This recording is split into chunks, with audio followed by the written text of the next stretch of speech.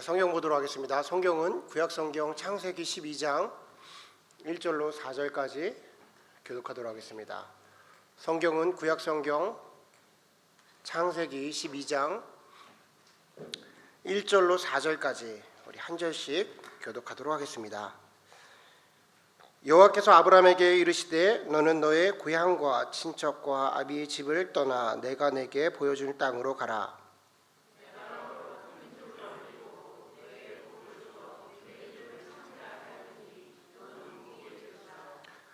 너를 축복하는 자에게 내가 복을 내리고 너를 저주하는 자에게는 내가 저주하리니 땅의 모든 족속이 너로 말미암아 복을 얻을 것이라 하신지라.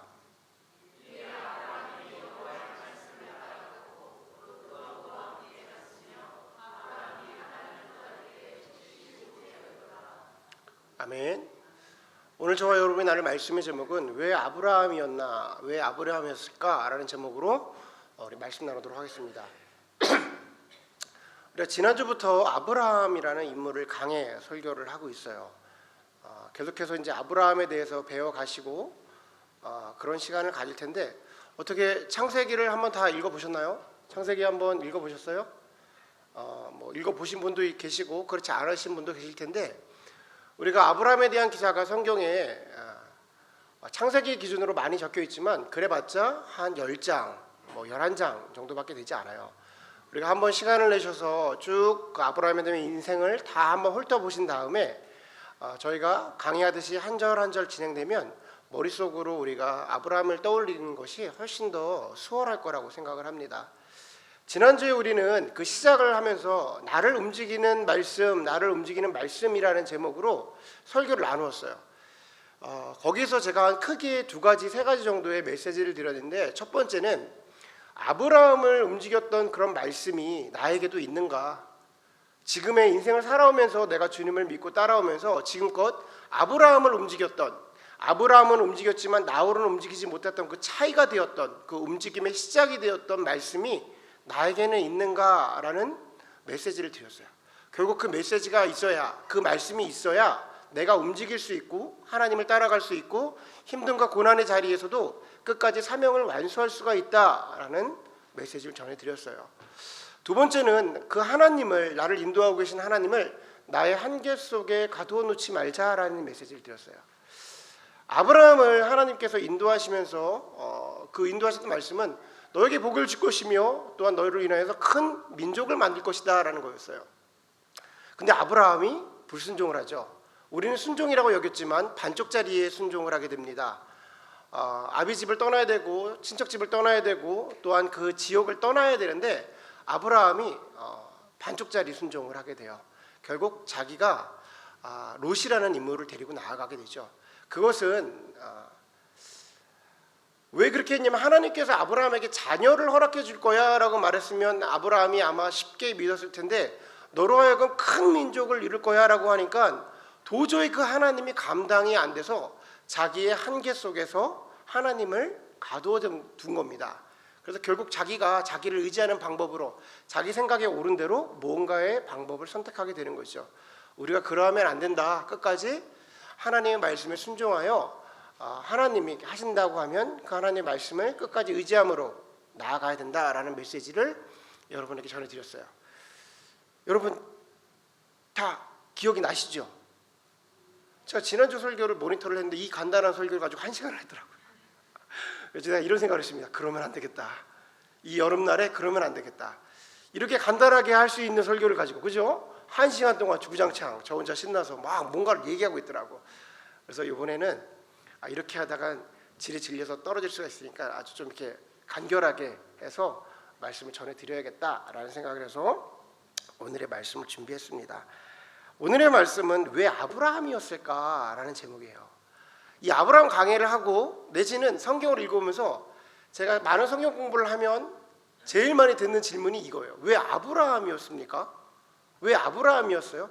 이 질문은 다른 사람에게도 동일하게 적용이 돼요. 왜 모세였어요?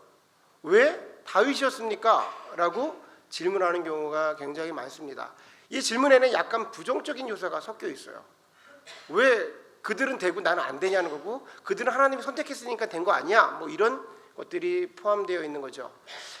솔직히 왜 아브라함이었을까라는 질문에 대한 대답은 쉽지 않은 대답입니다. 신학적으로도 굉장히 분분한 이야기인데 사실 우리에게 그 정도는 필요 없고요.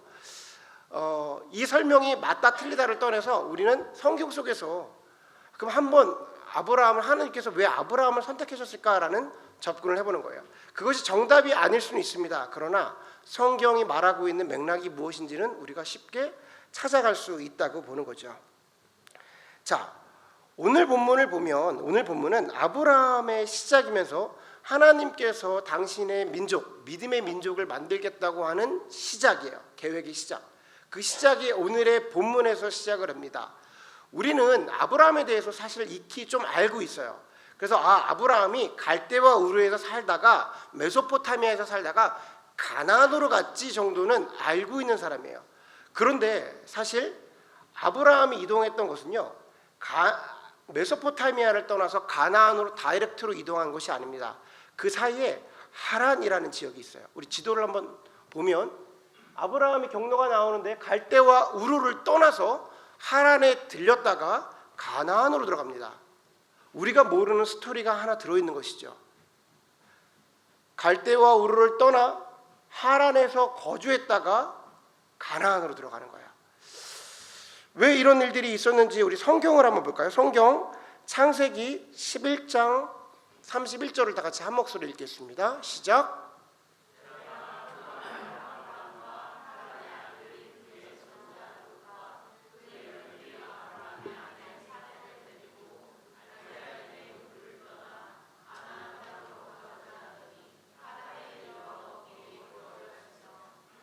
아멘. 여기서 우리가 조금 눈여겨볼 것은 무엇이냐면 아브라함이 출발할 때의 그 아버지 데라와 함께 출발을 했다라는 거예요. 당시에 아브라함의 나이는 75세, 그 아버지 데라의 나이는 145세였다라는 겁니다. 고령의 나이지만 아버지도 아브라함과 함께 동일한 꿈을 꾼 거예요. 그들이 지난 시간에 말씀드린 것처럼 그 공동체를 떠나고 대가족을 떠나고 어떤 부족을 떠나는 것은 굉장히 위험한 일입니다. 다시 말해서 갈대와 우르는 아주 선진 문명을 가지고 있는 곳인데 가나안이라는 미개의 문명으로 가는 것 자체가 공동체 안에서 불안감, 안전의 위험성을 갖고 있음에도 불구하고 145세였던 데라가 아브라함과 동일한 꿈을 꾼 거예요. 그래, 너의 하나님이 그렇게 말씀하셨다면 함께 가자 해서 데라도 출발을 한 겁니다. 그런데 그 데라가 하란이라는 곳에서 멈춰서게 돼요. 그리고 더 이상 여정을 진행하지 못하는 일이 벌어집니다. 실제로 그들에게 무슨 일이 있었는지는 알지 못하나 그 일이 보통의 일이 아니었음을 우리는 짐작할 수가 있어요. 성경은 그게 무슨 일들이 있었어 라고 어떤 해프닝을 얘기해주고 있지는 않지만 사실은 데라가 그 자리에 멈춰섰다라는 것은 굉장한 큰 일이 그들에게 닥쳤음을 알 수가 있습니다. 동일한 마음을 먹고 출발했어요. 아버지는 아들을 의지했고 아들은 아버지를 의지하면서 서로가 한 걸음 한 걸음 나아갔습니다. 갈대아 우르에서 하란까지의 거리는 1000km예요. 1000km. 우리가 1000km라고 하면 굉장히 먼 길이죠. 이것을 그 더운 날 낙타를 타고 어떤 이동수단을 타고 움직인다는 것은 쉬운 일이 아닙니다. 그럼에도 불구하고 데라가 출발을 했는데 데라가 더 이상의 여정을 진행하지 못합니다. 아마 그 일이 무엇인지 모르겠지만 데라가 느꼈을 어려움이라면 아브라함도 동일하게 느꼈을 거예요. 그 정도의 무게감을 가지고 있었을 겁니다. 그런데 이 데라를 두고 아브라함이 두 번째 이동을 하게 돼요. 아브라함은 하란을 떠나 가나안으로 가는 두 번째 여정을 출발하게 되는 거죠. 여러분, 아브라함에게 있어서 그 두 번째 출발을 하는 것이 얼마나 어려울지에 대해서 한번 우리는 이 스토리 안으로 들어가 볼 필요가 있습니다. 한번 생각을 해보십시오. 두 번째 출발은 아브라함을 더 힘들게 만들었을 거예요. 지금 갈대와 우르에서 하나님의 말씀을 듣고 출발을 했는데 하자마자 하란이라는 중간 지점에 가자마자 일이 터졌단 말이에요. 사람이라는 게 그렇잖아요. 앞에 무슨 일들이 벌어질지 모르는 거잖아요. 시작하자마자 이런 어려움을 겪어서 함께 동일히 출발했던 아버지까지도 가지 않겠다고 말하니 얼마나 주저하게 되겠습니까? 아마 낙담하고 절망하게 만드는 어려운 일들이 벌어졌을 거예요. 마음속에서 이런 생각이 들 겁니다. 야, 이 하란이라는 곳은 갈대와 우르와 가까워서 하란이라는 곳은 나름대로 도시였어요. 그나마 괜찮은 곳인데도 이러니 가나안이라는 곳으로 가면, 그 미지의 곳으로 가면 내가 얼마나 불안하겠어, 어떠한 일이 벌어질지도 모르겠어라는 마음을 갖게 되는 거죠. 두 번째는 145세나 되는 아버지를 놓고 떠나야 되는 거예요. 145세나 되는 아버지를 놓고 떠나서 더 이상 아버지, 그러니까 아들로서의 책임과 의무를 다하지 않고 그 아버지를 남겨둔 채 떠나야 되는 고통의 길을 떠나게 되는 겁니다. 여러분, 고령의 부모를 뒤에다 두고 떠나는 그 자녀 아브라함의 마음이 어땠을까요? 그 그림을 그리면 아마 그 뒤를 돌아보지도 못하고 안타까운 마음으로 그 마음의 상처와 그 아버지에 대한 그 죄송한 마음과 이루 말하지 못하는 그 상처를 가지고 하란을 떠나게 됐을 겁니다. 사실 우리는 이 부분에 있어서 일정 부분 아브라함의 마음을 이해할 수 있는 사람들이에요. 우리가 이민 생활을 하면서 항상 우리 마음속에 걸리는 것이 고국에 계신 부모님들이죠.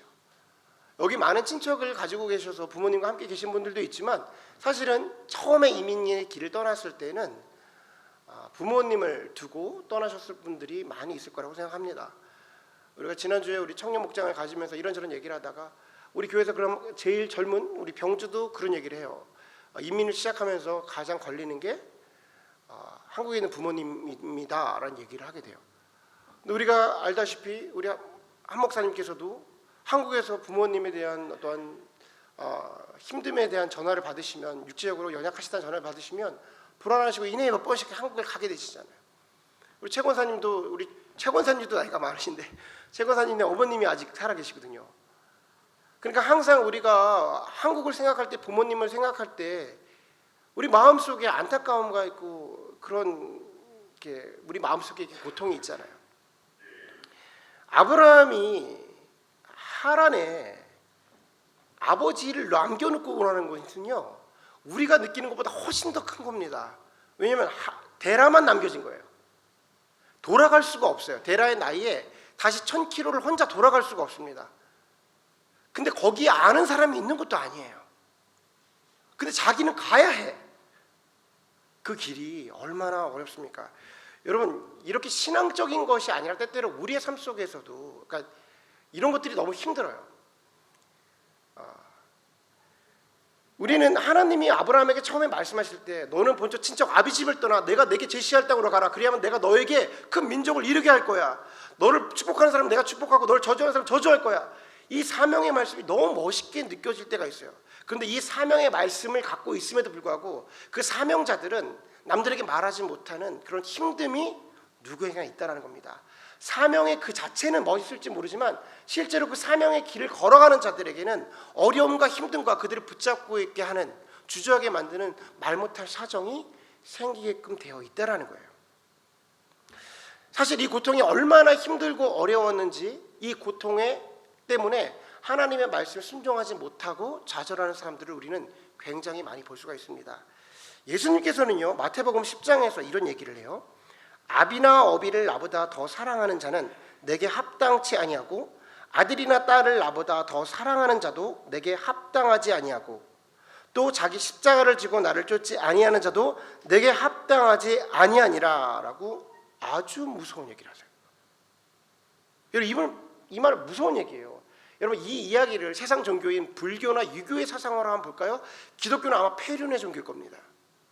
아비가 자식을 사랑하는데, 자식이 아비를 사랑하는데 그것보다 나를 더 사랑하지 아니하면 그 사람 나한테 합당하지 않아. 부모도 필요 없고 자녀도 필요 없고 오직 예수님만 따라야 돼. 그게 십자가의 길이야.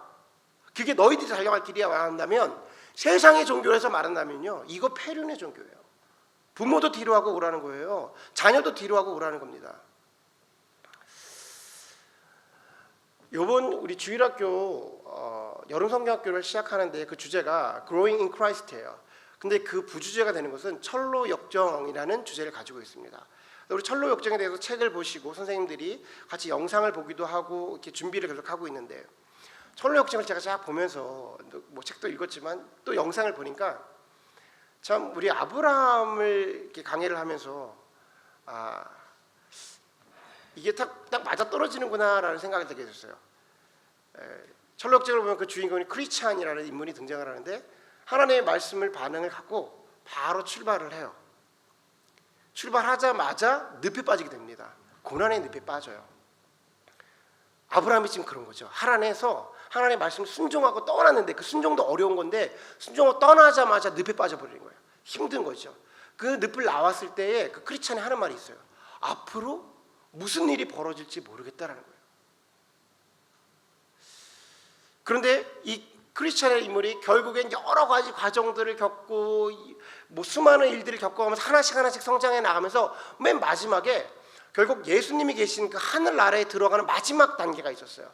영상 가운데는 큰 물줄기가 있어서 그 물속으로 들어간 깊은 바다로 들어가면 이제 끝나는 거예요. 근데 그때 주저하게 됩니다. 마지막 단계에 들어가서 이제 몸만 들어가면 되는데 크리스찬이 주저를 하게 돼요. 그래가지고 그를 인도했던 전도자가 물어보는 거예요. 무엇을 주저하십니까? 이제 다 왔습니다 라고 했더니 크리스찬이 하는 말이 이렇게 얘기를 합니다. 내가 이곳으로 들어가게 되면 나의 자녀들은 어떡합니까? 나의 아내는 어떡합니까? 그들에게 길을 제시해 줘야 되는 것은 아닙니까? 내가 이렇게 나 혼자 들어가면 어떻게 됩니까? 실제로 존 번영이 이 글을 쓰고 나서 영국의 수많은 사람들이 글을 읽고 나서 이 이야기가 이슈가 됐었어요. 결국 크리스찬이 혼자서 기독교에 들어가면 가족을 버리고 아내를 버리고 들어가는 것이 올바른 크리스찬의 모습인가? 근데 거기서 그 글 아래서 영상 속에서 전도자가 이렇게 이야기합니다. 그들에게는 그들의 부르심이 따로 있습니다라는 거예요. 그들에게는 그들의 부르심이 따로 있습니다. 당신의 부르심에 순종하십시오라고 말하는 거예요. 우리가 인간적으로 살아가면서 우리 부모가 얼마나 소중합니까? 우리 아내가 자녀가 얼마나 소중해요. 그것은 더 이상 말할 필요가 없습니다. 그런데요, 성경에 이런 구절이 있어요. 그 가족 안에 한 명의 의인이 있으면 그 가족을 구원케 하리라 라는 말씀이 있어요. 이게 무슨 소리냐면 먼저 의인이 되어서 의인의 시선으로 가족을 바라봐야 돼요. 이들 때문에 나도 의인이 되지 못하고 나도 구원받지 못하고 있는 것은 다 망하게 된다는 거예요.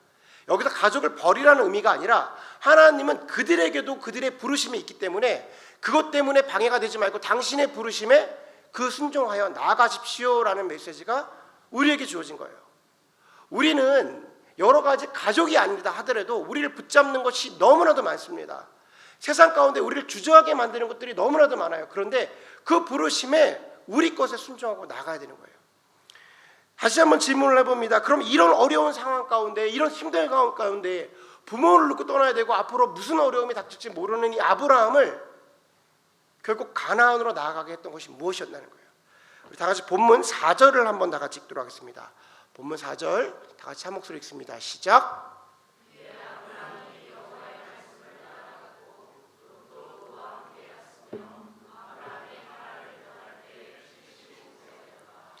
아멘.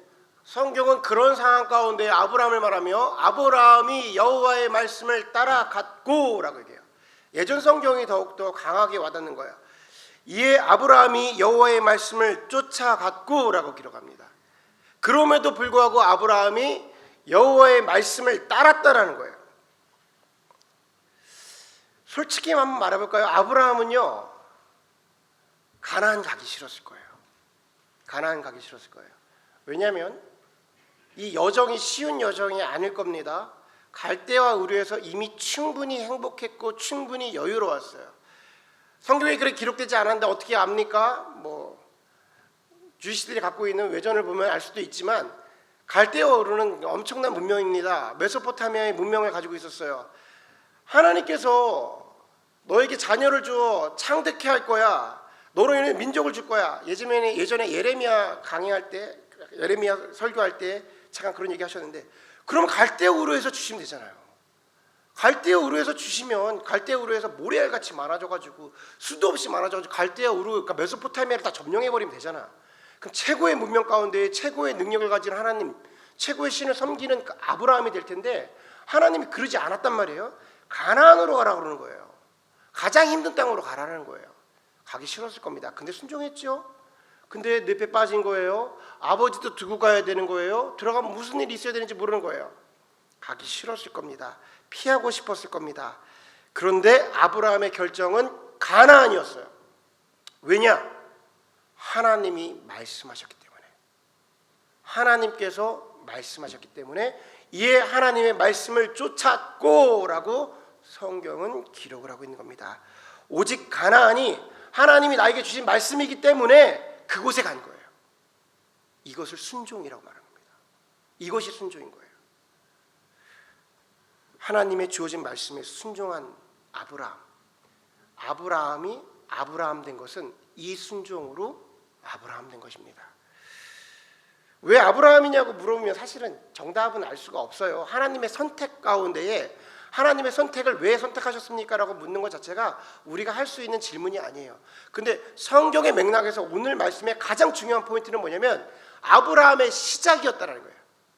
12장도 아니고 11장을 다루고 있는 족보 속에서 지금 아브라함을 발견하고 있거든요.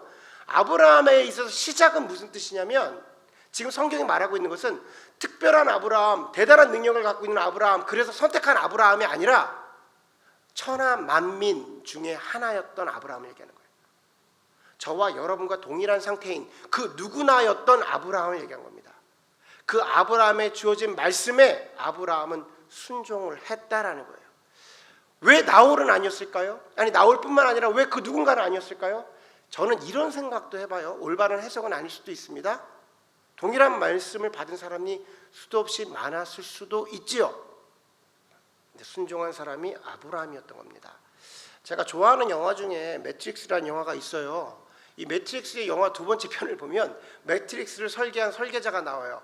지금부터 본 사람도 알아듣지 못하고 안 본 사람도 알아듣지 못하는 얘기를 제가 막 할 거예요. 저만 즐거워서 하는 얘기를 또 하게 될 겁니다. 매트릭스 얘기는 항상 그래요. 그 매트릭스 전체를 설계한 사람이 나와서 그 네오라는 주인공을 딱 불러요. 이제 더 원이죠. 그 사람이 딱 와가지고 막 이런저런 선택에 대해서 이야기를 해요. 근데 그 설계자가 이런 얘기를 합니다. 갑자기 뜬데없이 너가 첫 번째 리오라고 생각했지? 라고 그래요. 너 같은 리오는 수도 없이 지나갔어 라고 말해요. 이 매트릭스를 계속해서 업그레이드 시키면서 수많은 이 상황이 벌어졌었다는 거예요. 이미 벌어졌었다는 거예요. 그런데 너는 그 전에 있었던 그 니오들의 모습과 같이 똑같은 선택을 하게 될 거야. 이런 얘기를 해요. 근데 그때에 처음으로 그 영화 가운데 그 니오라는 인물이 다른 선택을 하고 그 매트릭스를 깨고 달아나 버립니다. 무슨 얘기인지 전혀 모르는 얘기를 저 혼자 하고 있지요. 이게 무슨 소리냐면 그만 다른 선택을 하는 거예요. 아브라함이 그러했다는 겁니다. 당시의 상황 속에서요, 아브라함이 하는 선택은 올바르지 않은 선택입니다. 그의 동생 나홀이 했던 선택이 올바른 선택이에요. 공동체를 떠날 수 없고 부족을 떠날 수 없고 그 지역을 떠나면 위험해지는 거예요. 그런데 아브라함은 떠났습니다. 지난주에 말한 것처럼 움직임의 말씀이 있었어요. 근데 오늘 말씀 두 번째 움직이게 할 때 더 힘든 상황이지만 그 말씀에 순종해 버렸단 말이에요.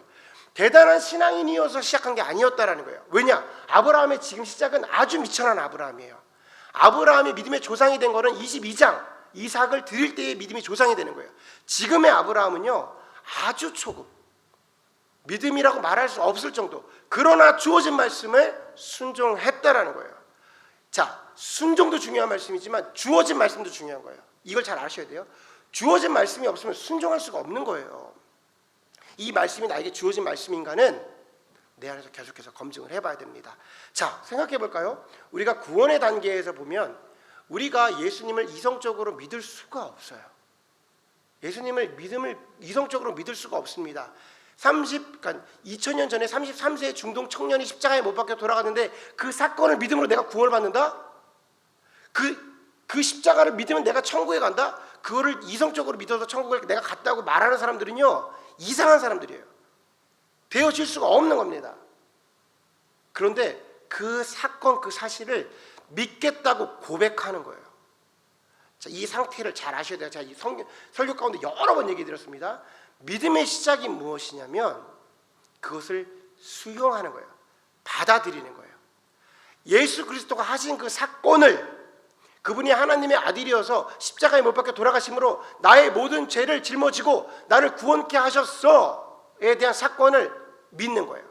수용하는 거예요. 받아들이는 거예요. 근데 이걸 이성적으로 받아들일 수 있어요? 머리는 안 돼. 도전을 하는 거예요. 그 예수님에게 지금부터 믿기로 작정합니다. 근데 믿는 상태예요, 아니에요? 객관적으로 말해봅시다. 이거 믿는 상태예요, 아니에요? 받아들인 상태지 믿는 상태는 안 돼요. 믿음은 하나님께서 우리의 상태를 바꾸시는 거예요. 그러니까 being은 하나님이 하시는 거예요. doing은 우리가 할 수 있어요. 근데 being의 상태로 바꿔버리니까 되어진 거예요. 이 상태가 되려면 믿고자 수용한 상태에서 하나님께서 오셔야 돼요.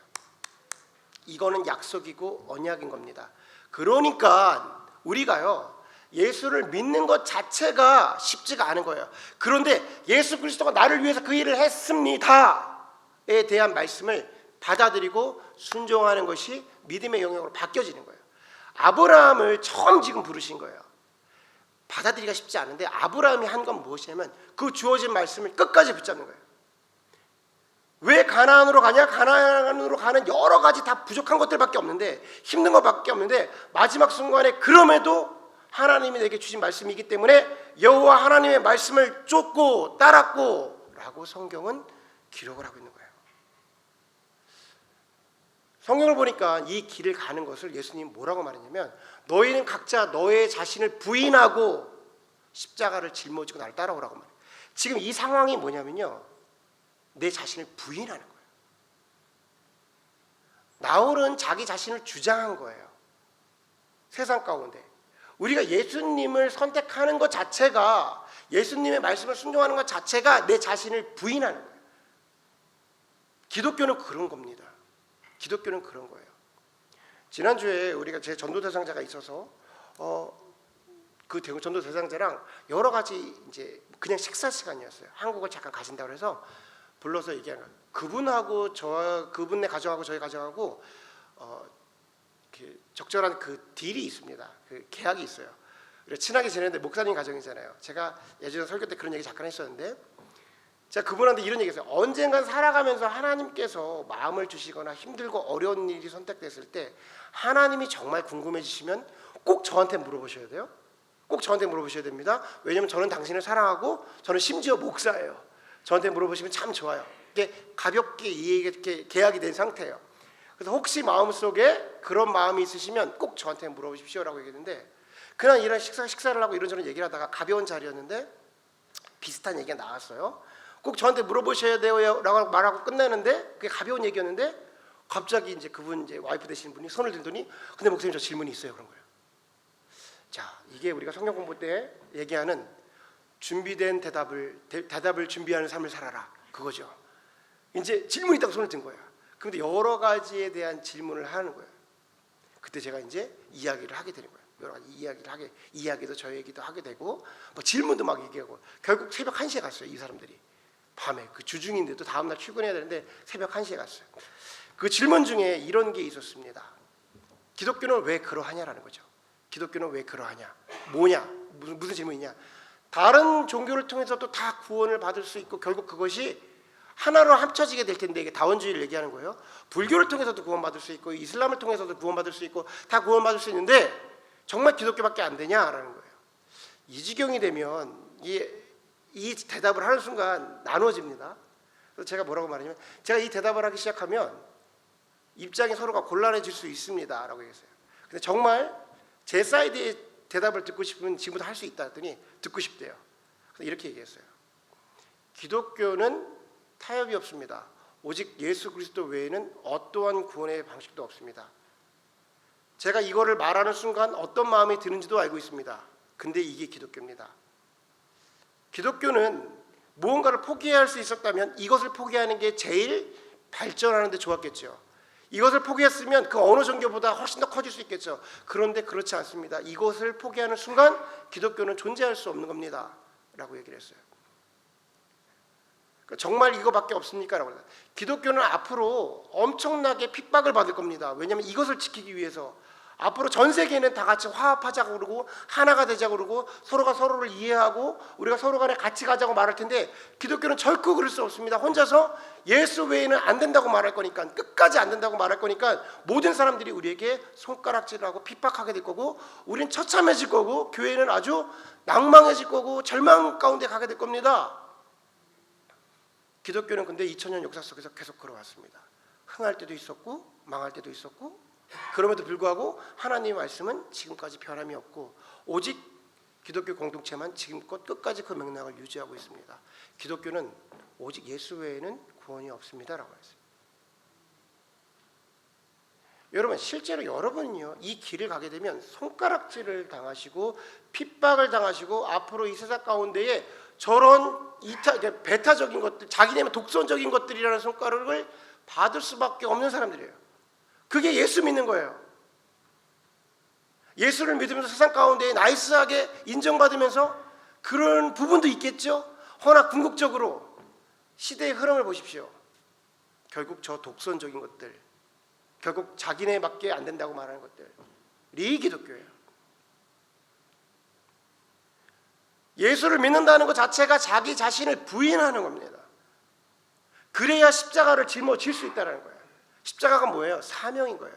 예수 그리스도의 십자가가 사명이었죠. 사명. 너 자신을 부인해야지만 할 수 있는 거야. 결국 우리가 어느 가치로 가겠냐라는 거예요. 빌립보서 묵상을 계속 하고 있는데 우리가 빌립보서를 보면 빌립보서 3장에서 바울이 여러 가지 얘기하면서 이런 얘기를 해요. 우리가 잘 알고 있는 것처럼 그러나 나도 육체는 신뢰할 만하여 만일 누구든지 다른 이가 육체에 신뢰할 것이 있는 줄로 생각한다면 나는 더욱 그러하니 나는 8일 만에 할례를 받았고 이스라엘 족속이요 베냐민 지파요 히브리 중에 히브리인으로 율법으로는 바리새인이요 열심으로는 교회를 박해하고 율법의 의로는 흠이 없는 자라. 나보다 더한 사람 나와봐 이거야. 나보다 더한 사람 나와봐 바울이. 우리는 이 얘기를 잘 알고 있지만 하나하나 깜짝 보면요 8일 만에 할례를 받았고라고 그래요. 8일 만에 할례를 받았고 그럼 우리는 유대인들 다 할례 받잖아 라고 생각하는데 이스마엘 계열에서는요 30일 만에 할례를 받습니다. 그리고 유대인이 나중에 된 사람은요 성인이 돼서 할례를 받아요. 그러니까 정통파 유대인들만 8일에 할례를 받는 거예요. 근데 나는 8일 만에 받았어 이 얘기를 하는 거고요. 나는 이스라엘 족속이야 혈통으로는 순수해. 혈통으로는 피가 섞이지 않았어 라고 말하고 나는 베냐민 지파야 라고 말할 때 베냐민 지파는 굉장히 작은 지파거든요. 근데 나는 베냐민이야 라고 베냐민 사람들이 말할 때는요 사울이 등장을 합니다. 무슨 소리냐면 나는 이스라엘 초대 왕족이야가 나오고 사울이 베냐민 지파였거든요. 그리고 우리가 가장 이스라엘이 힘들 때 그 모르드게와 에스더가 나라를 구할 때 이 모르드게와 에스더가 베냐민 지파예요. 나라가 가장 힘들고 도저히 희망이 없을 때 이 나라를 살려낸 사람들이 베냐민 지파야. 너는 알고 있지? 나 베냐민 지파 출신이야 라고 말합니다. 그러면서 히브리인 중에 히브리인인데 히브리인이 율법을 말하는데 율법으로는 내가 바리새인이거든. 내가 한 번도 이 율법으로는 내가 어긋난 적이 없거든. 자 이것이 구원이라며 이것으로 구원을 받는다면 내가 받아야 되지 않겠냐? 라고 말합니다. 근데 뒤에 뭐라고 말해요? 이런 것들을 내가 배설물로 여긴다. 왜냐? 그리스도 아는 지식이 가장 고상한 것으로 알기에 이런 것을 배설물로 여겼다는 거예요. 이 당시에 바울에게 있어서요 이것은 자기가 드러낼 수 있는 최고의 것이에요. 이 신분을 가지고 이스라엘 앞에 가면 모두가 그 사람을 우러러 봐야 되는 거예요. 심지어 세상적으로는요 로마의 시민권을 가지고 있었고 학문으로는요 최고의 그러니까 하버드 나온 사람이에요. 가말라의 문화에서 공부한 사람입니다. 자 이런 것을 가지고 나가는데 바울이 뭐라고 말을 하냐면 이런 것들을 내가 배설물로 여겼다라고 말해요. 왜? 자기 자신을 부인해야 되니까. 부인해야 되니까. 여러분 이 자리에서요 여러분 뭔가 내놓으라 할 거 말씀하실 분도 있습니다. 내가 왕년에 얘기하실 수도 있고요. 지금 현재를 말할 수도 있고요. 자 그것이 무엇이 되었던 간에 하나님 앞에 나의 사명의 길에서 하나님이 주신 거라고 인정하는 것 외에는요 다 배설물로 여겨야 되는 것들이에요. 근데 우리가 그렇습니까?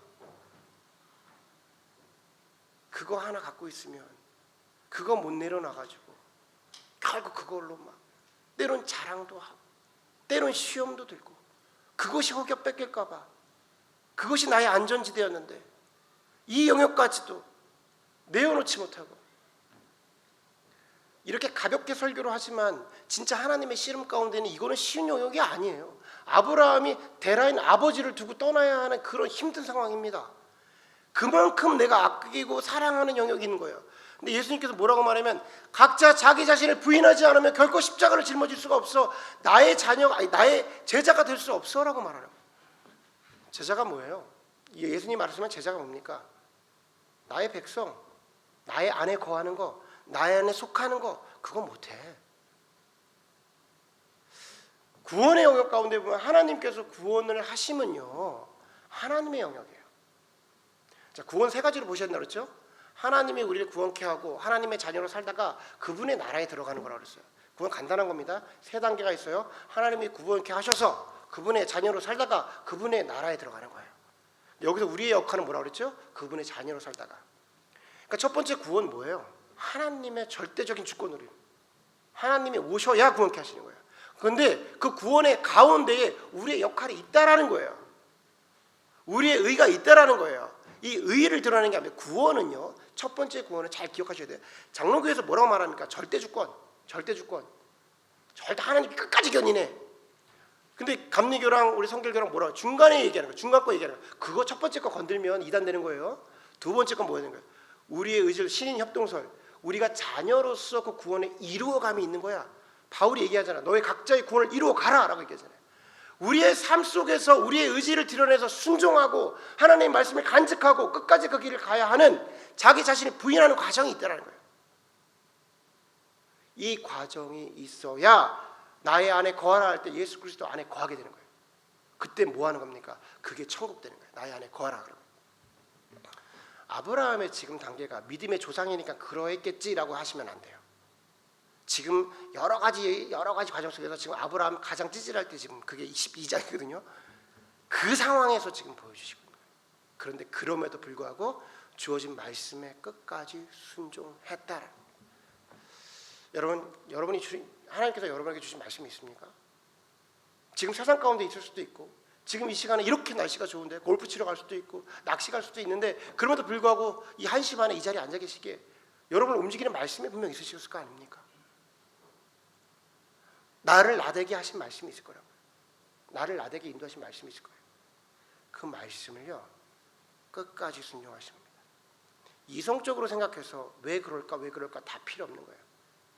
아브라함이 이렇게 하나님이 가나안이라 하셨기에 그 말씀을 쫓았고 온 거예요. 우리에게 주신 말씀 하나님이 주셨다면 그러기에 우리가 하나님을 쫓는 겁니다. 그 신뢰함으로 하나님께 나아갈 때 결국 하나님께서 그 일들을 행하심을 믿으시는 저와 여러분이 되기를 주님의 이름으로 축원합니다. 아멘. 우리 이 시간에 다 같이 주님의 이름을 찬양하면서 함께 기도하는 시간 갖도록 하겠습니다. 전능하신 나의 주 하나님 찬양할게요. 우리 다 같이 자리에 일어나셔서 찬양하도록 하겠습니다.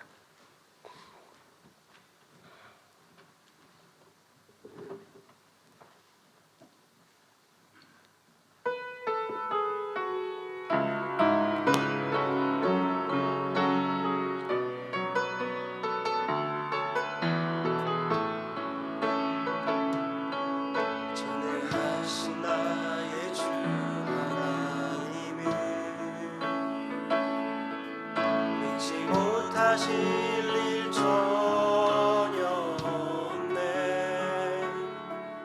우리의 모든 간구도 우리의 모든 생각도 우리의 모든 꿈과 모든 소망도 신성하신 나의 주 하나님이 우리의 모든 바꿀 수 있네. 불가능한 일을 행하시고 죽은 자를 일으키시니 그를 이길 자는 없네. 주의 말씀 의지하여 깊은 곳에 길을 던져 오늘 그가 놀라운 말씀 의지하여 믿음으로 길을 던져 믿는 자에게 늦지 못하네. 전능하신 나의 주 하나님은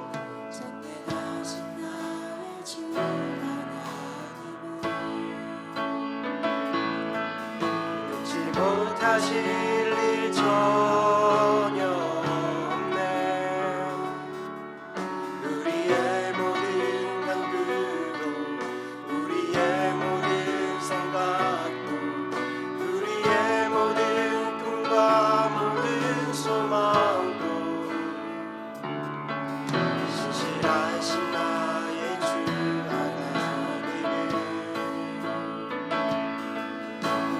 모든 괴로움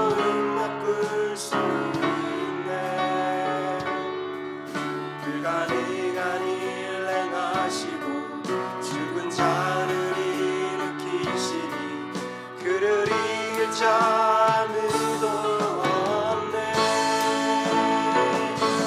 주의 말씀 의지하여 깊은 곳에 금을 던져 오늘 그가 놀라운 일을 이루시리라. 주의 말씀 의지하여 믿음으로 금을 던져 믿는 자에게 눈치 못함. 주의 말씀 의지하여 주의 말씀 의지하여 깊은 곳에 금을 던져 오늘 그가 놀라운 일을 이루시리라. 주의 말씀 의지하여 믿음으로 금을 던져 믿는 자에게 능치 못함. 믿는 자에게 능치 못함 없네. 우리 시간에 다 같이 한번 기도합니다. 주님, 주어진 말씀을 가지고 끝까지 나아가겠습니다. 내 자신을 부인하고 나의 십자가를 짊어지고 주님을 끝까지 따라서 주님의 자녀가 되어 주님 안에 기하는, 주님 안에 속하는 그런 제가 되겠습니다. 주님, 그 모든 여정 가운데, 힘든 가운데 나를 인도하여 주옵소서. 말씀으로 다가와 주시고 그 말씀으로 힘이 되어 주시고 그 말씀으로 나를 주관하여 주시옵소서. 우리 다 같이 한 목소리로 기도하는 시간 갖도록 하겠습니다. 사랑의 하나님 아버지, 시간 가운데에 나의 마음을 다시 한번 주님께 드립니다. 나를 움직이는 말씀으로 움직여야지만 끝까지 나를 붙잡고 있는 늪들이 있습니다. 나를 계속해서 주저앉게 만들고 나를 지어 나아가지 못하게 하고 세상의 이치를 따르고 세상의 방법을 바라보며 주여 주님을 한계 속에 머물게 하고 있는 지금의 나의 심령이 있습니까? 아버지, 끝까지 내가 내어놓지 못하고 붙잡고 사랑하고 있는 그 수많은 것들, 지금 이 시간 가운데 내가 내 자신을 부인하는 그런 놀라운 역사가 있게 하여 주옵소서. 각자의 십자가를 짊어지라 하셨는데 주님, 나의 십자가를 뒤로하고 내가 붙잡고 있는 것은 무엇입니까? 아브라함도 주여 그 아버지를 붙잡혀 있었고 주여 지금 세상 가운데에 그 늪에 붙잡혀서 그 어두운 가운데 허덕이며 주여 힘들어할 때에 그럼에도 불구하고 그 여호와의 말씀을 쫓았다고 말했던 성경의 말씀에 주여 이 시간 그 말씀에 우리가 반응하기를 원합니다. 내가 힘들지만 어렵지만 그 모든 선택이 너무나도 힘든 선택이지만 그럼에도 불구하고 주님께로 나아갈 수 있는 주여 내가 될 수 있도록 하나님 붙잡아 주시옵소서. 더욱더 강력한 말씀이 내 안에 있길 원합니다. 더욱더 강력한 말씀으로 주님께서 인지하여 주시기 원합니다. 내가 주저하고 있다면, 머물러 있다면 그 말씀으로 인하여 내가 순종하여 나갈 수 있는 아브라함과 같은 자가 되게 하여 주옵소서.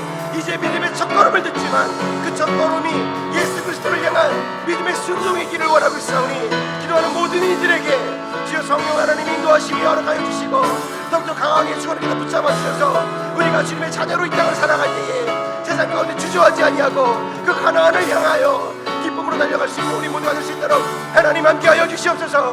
이방 가운데 구하고 소원하는 모든 이들에게 주님의 성령을 구하면서 그 도우심을 구하는 모든 이들에게 성령 하나님 임하여 주시옵소서. 우리가 행할 수 있는 일들이 아닙니다. 우리가 행할 수 있는 것이 아니오니 이 시간 가운데 우리 마음 가운데에 그 인도하심과 주님의 인도하심과 함께하심, 그 동행하심이 끊이지 아니하심을 경험할 수 있는 우리 모두가 될 수 있도록 하나님 함께하여 주시옵소서.